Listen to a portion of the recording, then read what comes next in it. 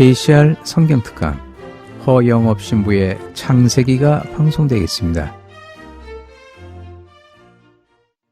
성부와 성자와 성령의 이름으로 아멘.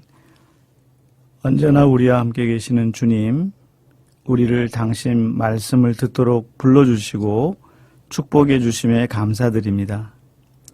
주님의 말씀을 마음으로 깊이 깨닫고 주님의 말씀을 마음 깊이 새기도록 우리에게 은혜를 허락해 주소서. 주님께서 우리에게 지혜를 주셔서 당신의 말씀을 인간의 이성으로가 아니라 성령의 빛으로 깨닫고 우리 마음속에서 흘러넘치는 은총을 체험할 수 있도록 이끌어 주소서. 성부와 성자와 성령의 이름으로 아멘. 안녕하세요. 허영엽 신부입니다. 성경 특강으로 만나게 되어서 평화방송 애청자 여러분들에게 먼저 인사를 드립니다. 반갑고 또 이렇게 들어주셔서 대단히 고맙습니다. 저는 이제 이번 창세기를 함께 공부하면서 첫 번째로 목적하는 것은 여러분과 함께 창세기 성경을 한번 읽어보는 것입니다. 큰 부담 없이 한번 쭉 읽어보겠다는 마음 자세를 가지고 읽어주시기 바랍니다. 또 성서가 어떤 내용인지, 특히 창세기에 나오는 인물이 대략적으로 이런 사람이다 라고 할 정도로 친구들에게 혹은 가족들에게 이야기할 수 있을 정도가 되면은 대단히 만족하다고 생각합니다. 또한 창세기를 공부하는 동안에 가능하면 여러 번 읽으면 좋겠습니다. 독일의 영적 스승이라고 불리는 안셀름 귀른 신부님은 성경 읽기의 목적은 바로 우리가 온전해지는 것, 또 우리의 상처가 치유되는 것, 또 자신의 삶과 화해하는 것, 그리고 예수님이 선포하신 하느님의 눈뜨는 것이라고 하셨습니다. 왜냐하면은 바리사이나 혹은 율법학자들이 선포한 하느님과 예수님께서 선포한 하느님은 분명히 차이가 있기 때문입니다. 그리고 또 하나, 성경은 함께 읽으면 더 많은 효과가 있다고 말씀하십니다. 예를 들어서 가족들이 한 주에 한 번이라도 함께 읽어줄 수 있다면 더욱 좋겠습니다. 그린 신부님은 성서 읽기에서 중요한 것은 역사적 사실을 이렇게 연구하거나 혹은 저자의 신학을 고찰하는 것이 아니고 바로 텍스트가 내 삶에 비추어서 읽어보면서 스스로 질문하는 것이 중요하다고 말씀하십니다. 이 말씀이 내게 의미하는 바가 도대체 무엇인가? 또 말씀이 내 안에서 일으키는 것은 무엇일까? 내 마음을 움직이는 대목은 어디일까? 성경을 해석할 때는 성경 언어의 비유성을 유념하는 것이 도움이 됩니다. 모든 언어는 본질적으로 사실 인간 체험의 표현입니다. 성경 언어도 바로 인간이 하느님과 함께한 또 예수 그리스도와 함께한 체험을 비유적으로 표현하고 있습니다. 성경 말씀을 비유적으로 받아들이면 누구의 해석이 옳은지를 두고 다투는 위험에 빠지지 않는다는 것입니다. 가장 중요한 것은 옳고 그름이 아니고 하느님과의 만남이 성서 읽기에서는 가장 중요한 것이다 하는 지침을 우리에게 주고 계십니다. 자, 이제 우리도 성경을 읽고 묵상하고 공부하면서 이 그린 신부님의 말씀을 잘 유념해야 되겠습니다. 어떤 분들은 성서가 아주 어렵다고 하시는 분들도 계십니다. 또 어떤 분들은 성경 공부가 하면 할수록 아주 재미있다고 하시는 분들도 있고요. 어떤 분들은 마치 성경을 하루도 읽지 않으면 못 견딜 정도로 마치 성경에 중독되어 있는 것 같다고 말씀하시는 분들도 있습니다. 또 어떤 분들은 성경을 믿음의 책이 아니라 학문의 연구수단으로 공부하는 그런 분들도 분명히 있을 것입니다. 사람마다 성경에 대한 태도가 다 다른 것이죠. 먼저 우리는 성경이 어려운 것이 아니고 우리에게 필요하고 아주 유익한 것이라는 생각을 먼저 가져야 하겠습니다. 성경은 신비롭게도 사람마다 아주 다르게 전달이 됩니다. 우리가 마음을 열고서 주님의 말씀을 듣는 자세로 읽으면 충분한 자세라고 생각합니다. 읽을 수 있다면 무엇이든지 배울 수 있다 하는 그런 말씀이 있습니다. 우리가 성경을 마음을 열고 잘 읽는다면 하느님의 말씀, 하느님의 뜻을 잘 알아들을 수 있을 것입니다. 저의 체험을 한 가지 말씀드리겠습니다. 제가 오래전에 가좌동 본당, 지금 가재울 본당으로 이름이 바뀌었죠.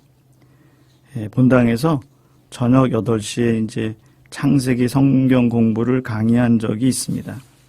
그런데 제가 잘 아는 연세가 많으신 할머니 한 분이 강의 첫날부터 일찍 오셔서 성당 좌석 맨 앞에 앉으셨습니다.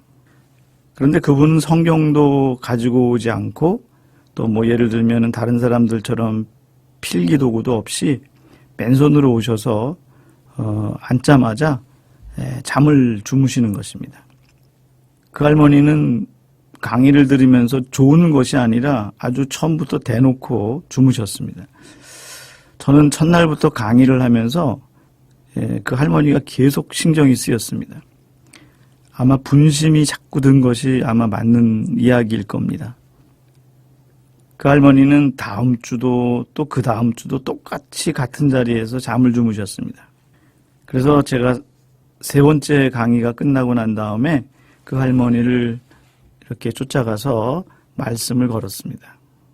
저 할머니, 제 강의를 좀 이해하시겠어요? 이렇게 말씀을 드렸더니 그분이 아유, 하나도 모르겠어. 그렇게 말씀하시는 거예요. 그래서 내가 차마 오시지 말라고는 못하고 아유, 저녁 때 춥고 뭐 힘드시고 고단한데 저녁 늦게 뭐하러 그렇게 성당에 오세요. 집에서 좀 쉬시죠. 이렇게 말씀을 드렸더니 그 할머니는 고개를 절레절레 흔들면서 아니야. 그래도 앉아 있으면은 내 마음이 아주 편해. 이렇게 말씀하시는 거예요. 저는 나중에 그 뜻을 알게 되었습니다. 제가 여태까지 생각했던 성경 공부는 마치 수학이나 물리, 과학, 이런 것처럼 학교 공부를 하는 것처럼 생각했던 것 같습니다. 조목조목 다 이해해야 되고 또 앞에 것을 알아야 뒤에 나오는 것을 아는 것처럼 생각했던 것입니다. 부끄럽게도 하느님은 사람들에게 아주 다양한 방법으로 사람들에게 말씀하신다는 것을 미처 깨닫지 못했던 것입니다. 성경은 무엇입니까? 이렇게 물어보면 대개가 첫 번째로는 성경은 하느님의 계시가 담긴 책이다. 이렇게 이야기합니다. 계시라고 하는 것은 무엇입니까? 하느님과 인간 사이에서도 서로를 알기 위해서는 대화를 나누어야 하는데 우리가 하느님을 알 수 있는 방법이 없습니다. 그래서 하느님이 먼저 우리에게 말씀을 건네주셔야 합니다. 먼저 누구를 통해서 그 말씀을 주셨는가? 구약에서는 예언자 또는 자연의 어떤 섭리를 통해서 메시지를 전해주셨죠. 하느님이 바로 내가 이런 존재다 라고 하는 것을 먼저 하느님께서 알려주셔야 우리가 알 수 있다는 뜻이죠. 한자로는 10개 보일 시자를 써서 계시를 표현하는데 이 계시라는 것이 바로 하느님께서 우리에게 당신을 보여주시는 것입니다. 그런데 이 계시가 바로 하느님의 말씀, 성경을 통해서 잘 드러나고 있습니다. 두 번째는 성경은 신앙 공동체 체험의 글입니다. 하느님을 체험했다고 하는 것은 바로 머리나 혹은 생각으로만이 아니라 온몸으로 자신의 인격 전체로 경험했다고 하는 것이죠. 세 번째로 성경은 연구나 실험이 아니라 하느님의 영적인 이끄심, 다시 말해서 성령의 영감에 의해서 쓰여진 글입니다. 오늘날에도 성령의 도우심으로 우리가 말씀이 살아있다는 감동을 느낄 수 있습니다. 과거의 신앙의 선조들이 체험했던 영적인 체험을 오늘날 성경을 읽는 우리도 같은 은혜와 감동을 받을 수 있는 것은 바로 성령의 도우심 때문입니다. 그래서 우리도 성경을 읽으면서 하느님께서 우리 안에 살아계시고 또 말씀이 우리 안에서 살아 움직이고 있음을 느껴야 합니다. 그런데 때로는 우리 자신의 생각이나 지식, 판단이 하느님의 말씀을 이해하는 데 오히려 걸림돌이 될 수가 있습니다. 어떤 사람은 성경을 지나치게 논리적으로 따지는 사람도 있습니다. 그러나 사실은 신앙이라고 하는 것, 믿음이라고 하는 것은 논리적으로, 합리적으로 설명할 수 없는 부분이 분명히 있습니다. 네 번째로 성경은 바로 지금 나에게 해주시는 하느님의 말씀이라고 생각해야 됩니다. 성경을 읽다 보면 낯설고 이해하기 어려운 단어들이 나옵니다. 예를 들어서 아담이 누구인지, 그리고 또 그 아담이 도대체 나와 무슨 상관이 있는가, 이런 생각이 들 수도 있죠. 성경에 나오는 아브라함이라든지 이삭, 야곱, 요셉의 이야기가 지나간 옛날 이야기가 아니라 바로 현재 나의 이야기라고 하는 점을 잘 받아들여야 합니다. 나는 아브라함이 될 수도 있고 이삭이 될 수도 있고 야곱 혹은 요셉이 될 수도 있습니다. 성경은 바로 나를 구원하시는 하느님께서 나에게 해주시는 말씀입니다. 우리 인간에게 구원보다 더 필요한 가치는 없습니다. 그래서 창세기 이야기는 나와 아주 밀접한 이야기다. 바로 나의 이야기다. 라고 하는 생각을 먼저 가져주시면 좋겠습니다. 다섯 번째로 성경은 우리가 인생에서 가야 할 길을 분명히 제시하고 있습니다. 시편 119편 105절에는 당신 말씀은 제 발의 등불, 저의 길에 비칩니다. 라는 말씀이 있습니다. 낯선 곳을 가서 제대로 길을 가려면 지도가 있어야 합니다. 또 요즘에는 자동차에서 내비게이션에 의지하는 경우가 아주 많이 있습니다. 마치 성경 말씀을 우리 인생의 지도 혹은 내비게이션에 비유할 수도 있겠습니다. 우리가 인생에서도 길을 모르면 길을 잃어버리고 헤매기가 쉽습니다. 그런데 그 길만 알면 되는 것인가? 만약에 우리가 어둠 속에서 캄캄한 경우에 길을 걷는다고 하면 굉장히 위험할 것입니다. 캄캄한 길을 걸을 때 작은 반딧불도 우리의 발길을 지켜줍니다. 우리가 성경을 읽으면서 깨달음이라고 하는 성령의 빛이 있어야 합니다. 성경을 여러 번 읽다가도 계속 읽었던 부분인데 어느 순간 어느 규절이 또 내 마음을 탁 건드리는 경우가 있습니다. 바로 이것이 우리 영혼에 빛이 들어오는 경우라고 이야기할 수 있겠습니다. 그래서 성경을 읽으면서 기도를 할 수 있다면 성경 이해에 대한 지혜가 보이고 그 지혜로 세상을 살게 되면 우리의 삶은 더욱 밝고 행복해질 것입니다. 성경은 사실 믿음의 책입니다.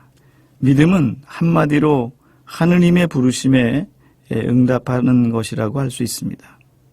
예를 들어서 하느님은 계속 부르시고 우리 인간은 그 응답에 대답을 하는 것이죠. 물론 인간의 자유가 있기 때문에 그 응답을 거부하는 경우도 있습니다.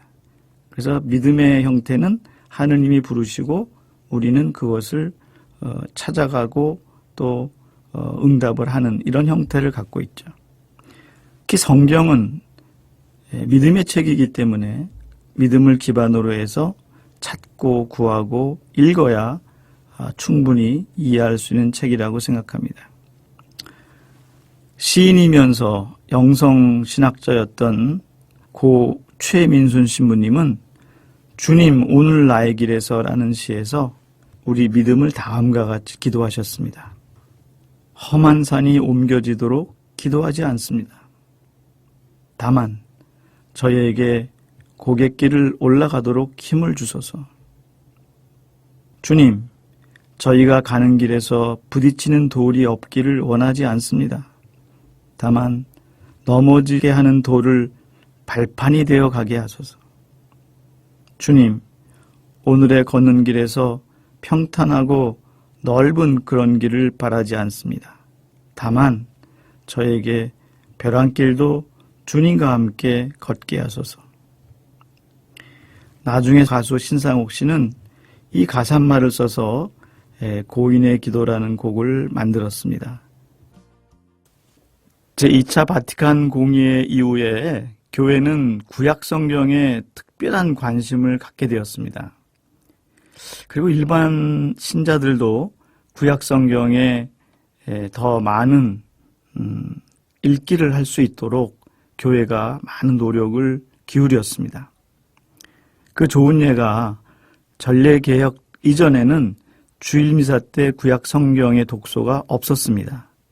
지금은 제1독소에서 구약 성경을 꼭 읽도록 하고 있죠. 이는 교회가 신자들에게 구약 성경의 중요성을 강조하고 있는 것입니다.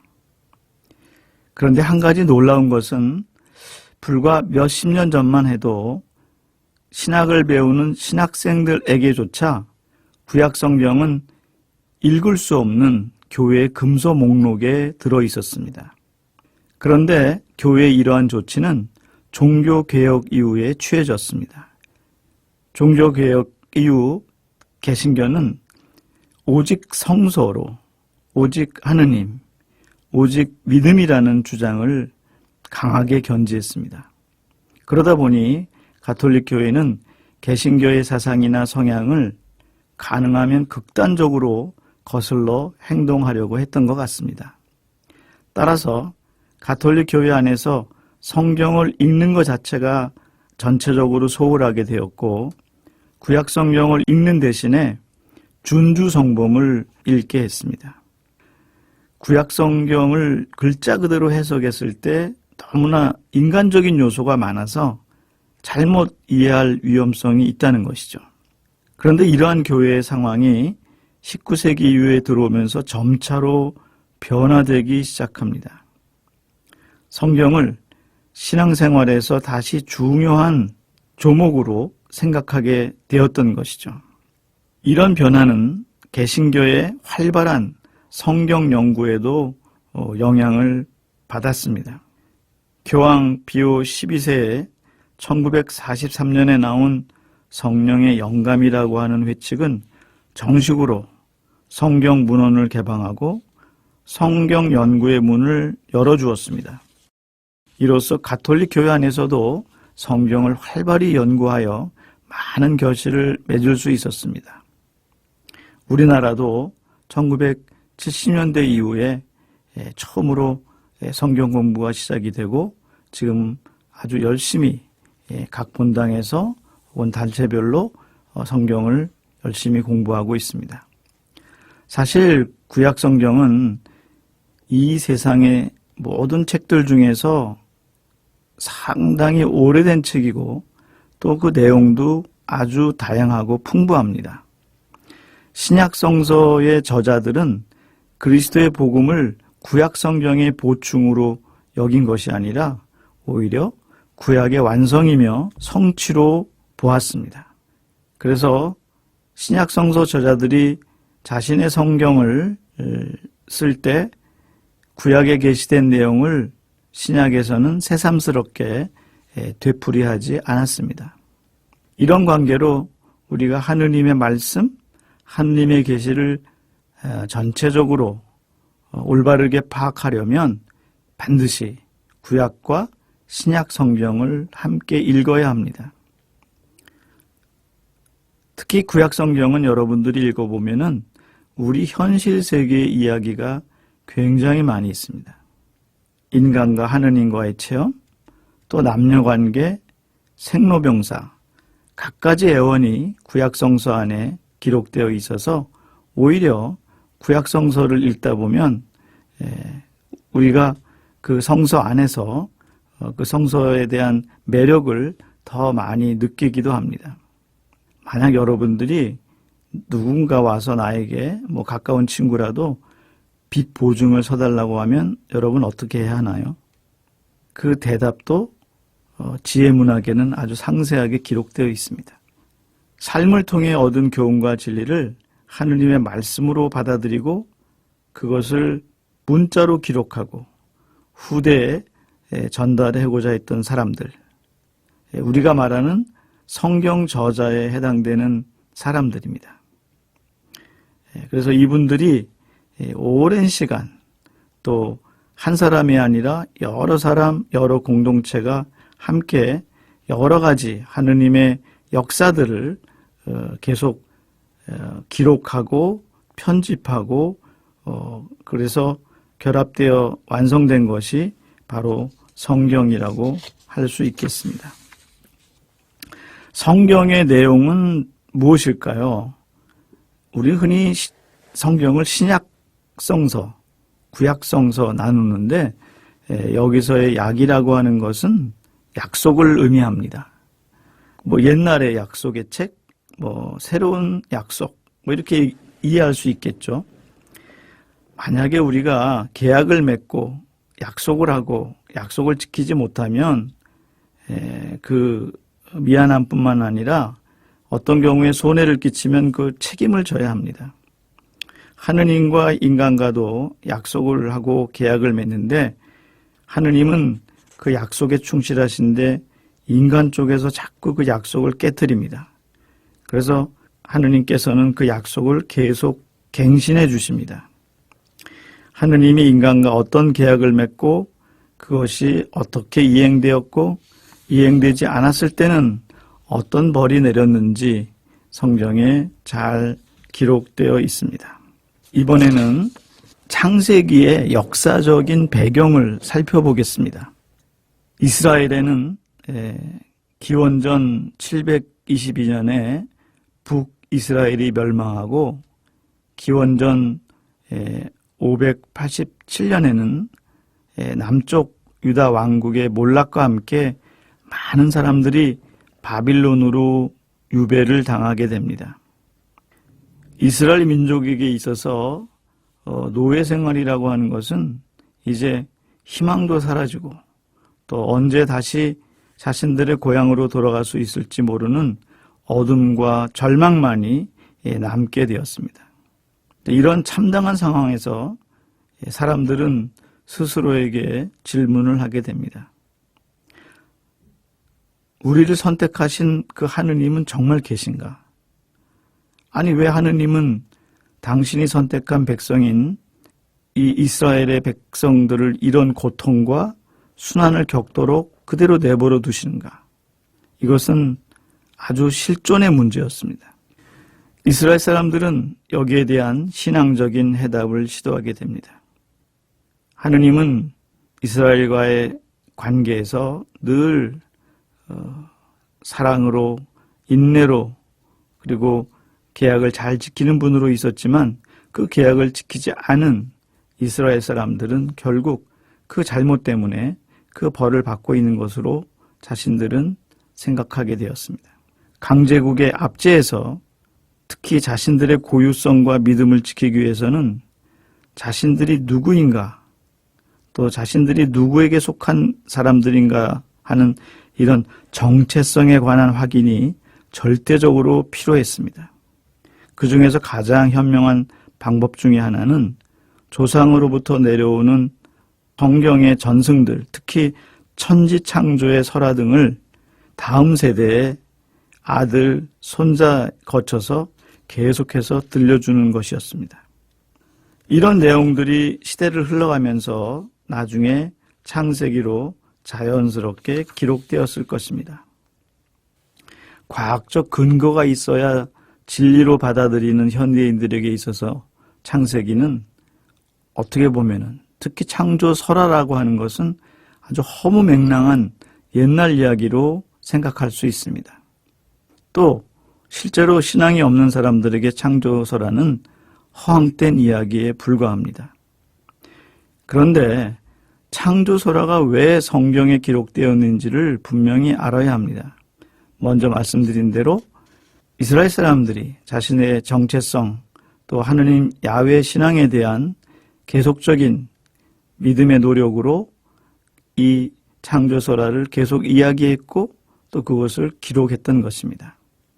성경의 저자들은 창조를 세상과 인류 역사의 시작이며 하느님의 첫 번째 구원의 행위로 보고 있습니다. 이러한 깨달음은 철저히 그들의 역사적 체험에 바탕을 두고 있습니다. 성서를 쓴 저자들은 여러 사람이고 또 분명히 여러 시대를 거쳐서 성서가 형성되었지만 실제 성경 저자는 한 분뿐이십니다. 바로 하느님이시죠. 그리고 창세기는 다른 것이 아니라 세상과 인류를 창조하셨다는 점을 강조할 뿐입니다. 하느님과 인간의 관계에서 인간의 존재의 의미와 고통과 불행의 원인, 어떻게 하느님께서 인간을 구원으로 이끌어 주시는지를 표현하려 했던 것입니다. 이스라엘 사람들은 하느님께서 당신 섭리 안에서 이스라엘 민족을 선택하고 모든 인류의 구원을 준비시킨다고 믿었습니다. 따라서 창조 설화를 읽을 때 우리는 무엇보다 먼저 이야기하는 의미를 파악해야 됩니다. 또한 이야기의 목적도 하느님에 대한 믿음을 가르치기 위해서 있는 것이 아닙니다. 따라서 창조 설화가 과학적 진리인가 아닌가를 따지는 것은 우리에게 더 이상 의미가 없습니다.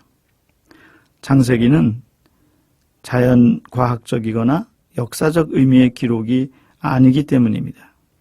창조설화는 이스라엘의 오랜 역사적인 신앙체험 그리고 하느님께 대한 체험이 농축되어 있는 글입니다. 이 체험은 오랜 세월 구전으로 전해 내려오다가 어느 시대 어느 성서 저자들에 의해서 여러 형태, 문학 형태의 글로 기록된 것입니다.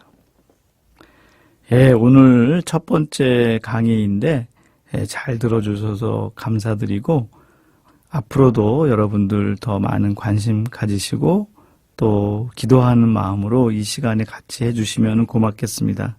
그럼 오늘도 건강하고 또 즐겁고 좋은 그런 하루가 되기를 바랍니다. 감사합니다.